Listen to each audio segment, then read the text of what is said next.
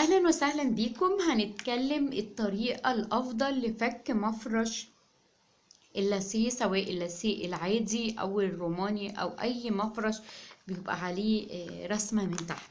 انا قلت لكم قبل كده ان احنا بنمسك وبنبتدي نقص بالطريقة دي، بس الطريقة دي يعني ممكن تصيب المفرش بتاعنا بالأذى، يعني ممكن المقص يجي غصب عننا ويتلف المجهود اللي احنا عملناه.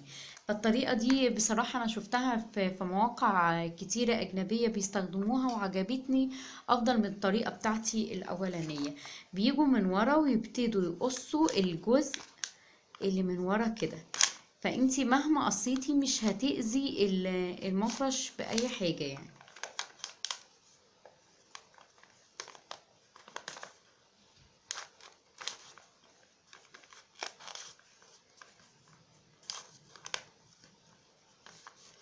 معلش انا بجربه لكم على حتة صغيرة، يعني لو حتى كبير انتي هتستخدمي نفس الطريقة دي.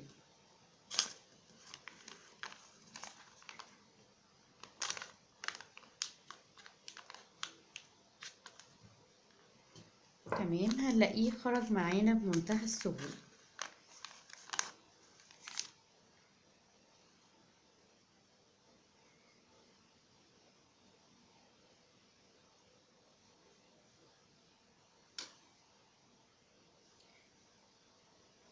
هيبقى ده الشكل، ان هي شايفين دي غرزة قشرة السمكة ادت لنا نص قوس، وزي ما قلت ان هي شبه عش النحل، بس هنا الغرز بتاعتها واسعة وما فيهاش العقدة او الفستونة.